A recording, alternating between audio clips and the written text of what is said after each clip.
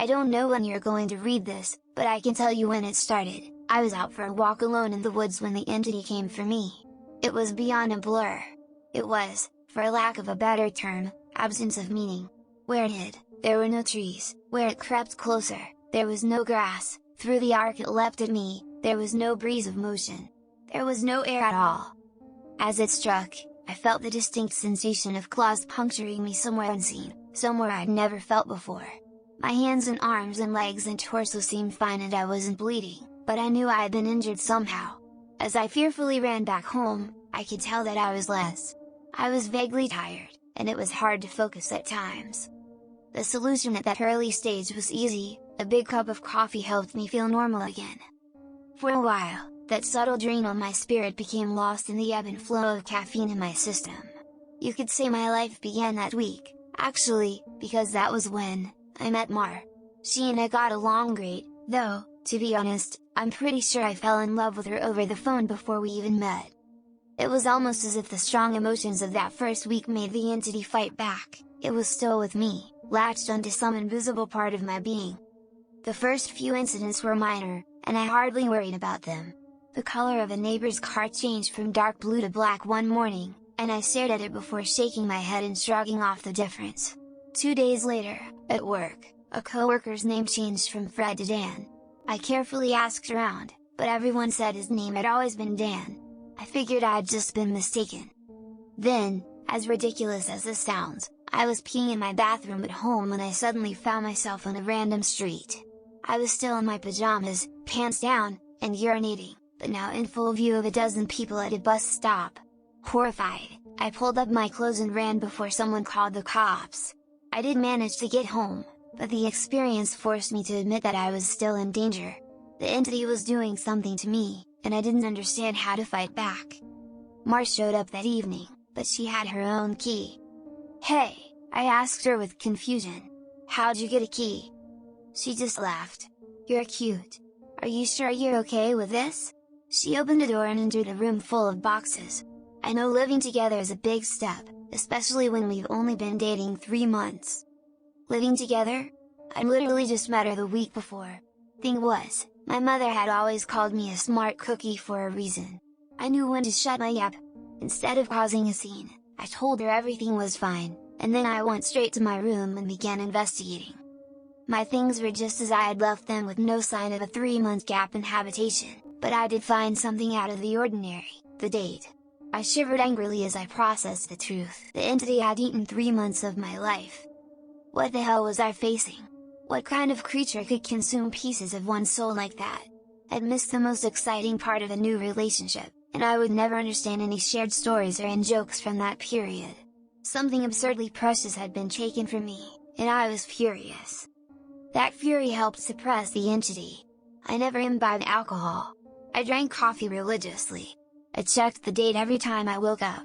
For 3 years, I managed to live each day while observing nothing more than minor alterations.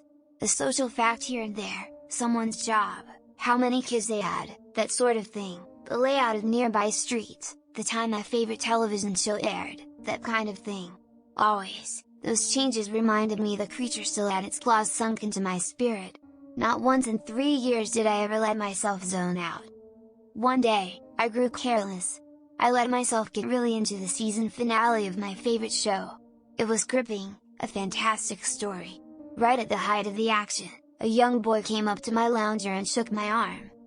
Surprised, I asked, "Who are you? How did you get in here?" He laughed and smiled brightly. "Silly daddy." My heart sank in my chest. I knew immediately what had happened. After a few masked questions, I discovered that he was 2 years old, and that he was my son. The agony and heartache filling my chest was nearly unbearable. Not only had I missed the birth of my son, I would never see or know the first years of his life. Mar and I had obviously gotten married and started a family in the time I'd lost, and I had no idea what joys or pains those years contained. It was snowing outside. Holding my sudden son in my lap, I sat and watched the flakes fall outside. What kind of life was this going to be if slips in concentration could cost me years? I had to get help. The church had no idea what to do. The priests didn't believe me, and told me I had a health issue rather than some sort of possession. The doctors didn't have any clue. Nothing showed up on all their scans and tests, but they happily took my money in return for nothing. By the time I ran out of options, I decided to tell March there was no way to know what this all looked like from her side. What was I like when I wasn't there? Did I still take our son to school? Did I still do my job? Clearly, I did, because she seemed to be none the wiser, but I still had a horrible feeling that something must have been missing in her life when I wasn't actually home inside my own head. But the night I set up a nice dinner in preparation, she arrived not by unlocking the front door, but by knocking on it. I answered, and found that she was in a nice dress. She was happily surprised by the settings on the table. A fancy dinner for a second date? I knew you were sweet on me. Thank the Lord I knew when to keep my mouth shut. If I had gone on about being married and having a son, she might have run for the hills. Instead, I took her coat and sat down for our second date. Through carefully crafted questions, I managed to deduce the truth. This really was our second date. She saw relief and happiness in me, but interpreted that as dating jitters. I was just excited to realize that the entity wasn't necessarily eating whole portions of my life. The symptoms, as I was beginning to understand them, were more like the consequences of a shattered soul. The creature had wounded me, broken me into pieces. Perhaps I was to live my life out of order, but at least I would actually get to live it. And so it went for a few years, from my perspective. While minor changes in politics or geography would happen daily, major shifts in my mental location only happened every couple months. When I found myself in a new place and time in my life, I just shut up and listened, making sure to get the lay of the land before doing anything to avoid making mistakes. On the farthest flung leap yet, I met my 6-year-old grandson, and I asked him what he wanted to be when he grew up. He said, "Writer." I told him that was a fine idea. Then, I was back in month 2 of my relationship with Mar, and I had the best night with her on the riverfront. When I say the best, I mean the best. Knowing how special she would become to me, I asked her to move in. I got to live through what I'd missed the first go round, and I came to understand that I was never mentally absent. I would always be there, eventually. When we were moving her boxes in, she stopped for a moment and said she marveled at my great love, as if I'd known her for a lifetime and never once doubted she was the one. That was the first time I'd truly laughed freely and wholeheartedly since the entity had wounded me. She was right about my love for her, but for exactly the reason she'd considered a silly romantic analogy. I had known her my whole life, and I'd come to terms with my situation and found peace with it. It wasn't so bad to have sneak peeks at all the best parts ahead. But of course I wouldn't be writing this if it hadn't gotten worse. The entity was still with me. It had not wounded me and departed like I'd wanted to believe. The closest I can describe my growing understanding was that the creature was burrowing deeper into my psyche, fracturing it into smaller pieces. Instead of months between major shifts, I began having only weeks. Once I noticed that trend, I feared my ultimate fate would be to jump between times in my life heartbeat by heartbeat, forever confused, forever lost. Only an instant in each time meant I would never be able to speak with anyone else, never be able to hold a conversation, never express or receive love. As the true depth of that fear came upon me, I sat in an older version of me and watched the snow falling outside. That was the one constant in my life. The weather didn't care who I was or what pains I had to face. Nature was always there. The falling snow was always like a little hook that kept me in a place. The pure emotional peace it brought was like a panacea on my mental wounds, and I'd never yet shifted while watching the pattern of falling white and thinking of the times I'd gone sledding or built a snow fort as a child. A teenager touched my arm. "Grandpa?"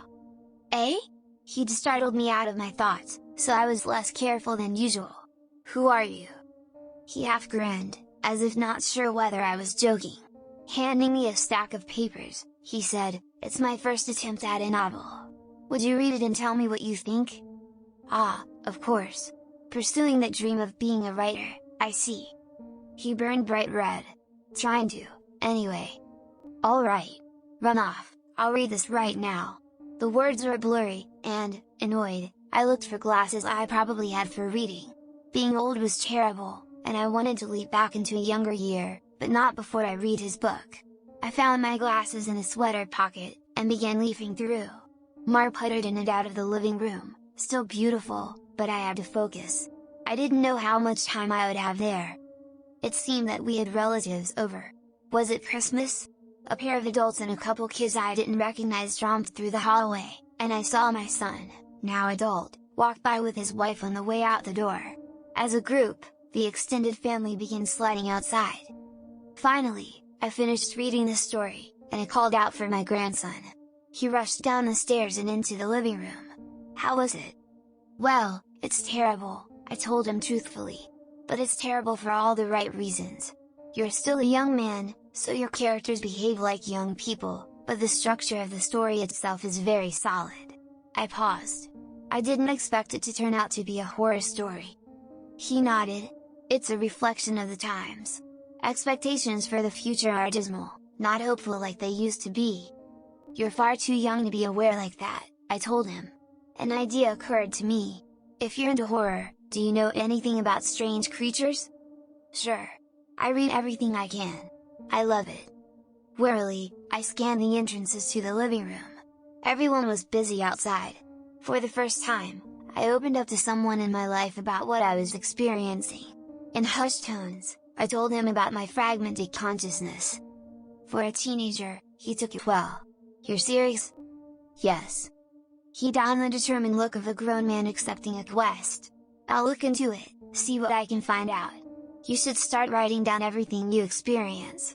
Build some data. Maybe we can map your psychic wound." "Wow! Sounds like a plan." I was surprised. That made sense, and I hadn't expected him to have a serious response. "But how will I get all the notes in one place?" "Let's come up with somewhere for you to leave them," he said, frowning with thought. "Then I'll get them, and we can trace the path you're taking through your own life, see if there's a pattern." For the first time since the situation had gotten worse, I felt hope again. "How about under the stairs? Nobody ever goes under there." "Sure." He turned and left the living room. I peered after him. I heard him banging around near the stairs. Finally, he returned with a box, laid it on the carpet, and opened it to reveal a bursting stack of papers. He exclaimed, "Holy crap!" But of course, being a teenager, he didn't really say crap. Taken aback, I blinked rapidly, forgiving his cussing because of the shock. "Did I write those?" He looked up at me with wonder. "Yeah. Or, you will. You still have to write them and put them under the stairs after this." He gazed back down at the papers, then covered the box.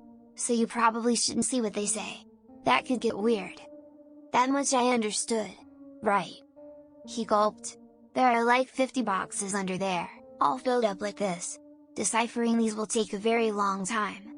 His tone dropped to deadly seriousness. "But I will save you, Grandpa. Because I don't think anyone else can." Tears flowed down my cheeks then, and I couldn't help but sob once or twice. I hadn't realized how lonely I'd become in my shifting prison of awareness until I finally had someone who understood. "Thank you. Thank you so much." And then I was young again, and I work on a random Tuesday. Once the sadness and relief faded, anger and determination replaced them. After I finished my work, I grabbed some paper and began writing. While the weeks shifted around me, while those weeks became days, and then hours, I wrote every single spare moment about when and where I thought I was. I put them under the stairs out of order. My first box was actually the 30th, and my last box was the first.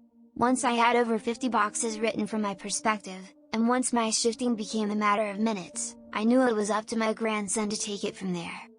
I put my head down and stopped looking. I couldn't stand the river of changing awareness any longer. Names and places and dates and jobs and colors and people were all wrong and different. I'd never been older. I sat watching the snow fall. A man of at least 30 that I vaguely recognized entered the room. "Come on, I think I finally figured it out." I was so frail that moving was painful. "Are you him? Are you my grandson?" "Yes." He took me to a room filled with strange equipment and sat me in a rubber chair facing a large mirror twice the height of a man. The pattern finally revealed itself. "How long have you worked on this?" I asked him, aghast. "Tell me you didn't miss your life like I'm missing mine." His expression was both stone cold and furiously resolute. "It'll be worth it."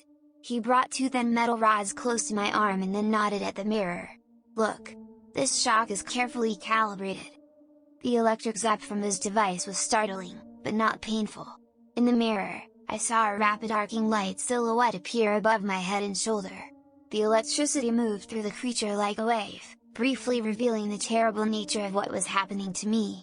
A bulging leech-like mouth was wrapped around the back of my head, coming down to my eyebrows and touching each ear, and its slug-like body ran over my shoulder and into my very soul. It was a parasite. And it was feeding on my mind. My now adult grandson held my hand as I took in the horror. After a moment, he asked, "Removing it is going to hurt very badly. Are you up for this?" Fearful, I asked, "Is Mara here?" His face softened. "No. Not for a few years now." I could tell from his reaction what had happened, but I didn't want it to be true. "How?" "We have this conversation a lot," he responded. "Are you sure you want to know? It never makes you feel better." Tears brimmed in my eyes. "Then I don't care if it hurts, or if I die. I don't want to stay in a time where she's not alive." He made a sympathetic noise of understanding and then returned to his machines to hook several wires, diodes, and other bits of technology to my limbs and forehead. While he did so, he talked. "I've worked for 2 decades to figure this out, and I've had a ton of help from other researchers of the occult. This parasite doesn't technically exist in our plane. It's one of the lesser spawns of a demon, and it feeds on the plexus of mind, soul, quantum consciousness, and reality. When details like names and colors of objects changed, you weren't going crazy. The web of your existence was merely losing strands as a creature ate its way through you." I didn't fully understand. I looked up in confusion as he placed a circlet of electronics like a crown on my head in exact line with where the parasite's mouth had bringed me. "What's a lesser demon?" He paused his work and grew pale. "I forgot that you wouldn't know. You're lucky, believe me." After a deep breath, he began moving again, and placed his fingers near a few switches. "Ready? This is carefully tuned to make your nervous system extremely unappetizing to the parasite, but it's basically electroshock therapy." I could still see Mars smile. Even though she was dead, I'd just been with her moments ago. "Do it." The click of a switch echoed in my ears, and I almost laughed at how mild the electricity was. It didn't feel like anything, at least at first. Then, I saw the mirror shaking, and my body within that image convulsing. Oh, no! It did hurt. Nothing had ever been more painful. It was just so excruciating that my mind hadn't been able to immediately process it. As my vision shook and fire burned in every nerve in my body, I could see the reflected trembling light silhouette of the parasite on my head as it writhed in agony equal to mine. It had claws, 6 clawed lizard-like limbs under its leech-like body, and it cut into me in an attempt to stay latched on. The electricity made my memories flare. Mars' smile was foremost, lit brightly in front of the warm fire as the snow fell past the window behind her. The edges of that memory began lighting up, and I realized that my life was one continuous stretch of experience. It was only the awareness of it that had been fragmented by that feasting evil on my back. I'd never managed to be there for the birth of my son. I jumped around it a dozen times, but never actually lived it. For the first time, I got to hold Mars' hand and be there for her. No. That moment had shifted seamlessly into holding her hand as she lay in a hospital bed for a very different reason. Not this. God, why? It was so merciless to make me remember this. I broke down in tears as nurses rushed into the room. I didn't want to know. I didn't want to experience it. I'd seen all the good parts, but I hadn't wanted the worst part, the inevitable end that all would one day face. It wasn't worth it. It was tainted. All the joy was given back 10,000-fold as pain. The fire in my body and in my brain surged to sheer white torture, and I screamed. My scream faded into a surprised shout as the machines and the electricity and chair faded away. Snow was no longer falling around my life. I was out in the woods on a bright summer day. Oh God! I turned to see the creature approaching me. It was the same absence of meaning, the same blank on reality. It crept forward, just like before, but, this time, it hissed and turned away. I stood, astounded at being young again and freed from the parasite. My grandson had actually done it. He had made me an unappetizing meal, so the predator of mind and soul had moved on in search of a different snack. I returned home in a daze. And while I was sitting there processing all that had happened, the phone rang. I looked at it in awe and sadness. I knew who it was. It was Marjorie, calling for the first time for some trivial reason she'd admit 30 years later was made up just to talk to me. But all I could see was her lying in that hospital bed dying. It was going to end in unspeakable pain and loneliness. I would become an old man, left to sit by myself in an empty house, his soulmate gone long before him. At the end of it all, the only thing I would have left, sitting and watching the falling snow. But now, thanks to my grandson, I would also have my memories. It would be a wild ride, no matter how it ended. On a sudden impulse, I picked up the phone. With a smile, I asked, "Hey, who's this?" Even though I already knew. Together, my grandfather and I did set out to write the tale of his life. Unfortunately, his Alzheimer's disease progressed rapidly, and we were never able to finish. He's still alive, but I imagine that, mentally, he is in a better place than the nursing home. I like to think he's back in his younger days, living life and being happy, because the reality is much colder. It's snowing today, he loves the snow. When I visited him, he didn't recognize me, but he did smile as he sat looking out the window. If you like this story, smash the like button, and subscribe to the channel. Also, if you want to be notified on the latest videos, hit that notification bell.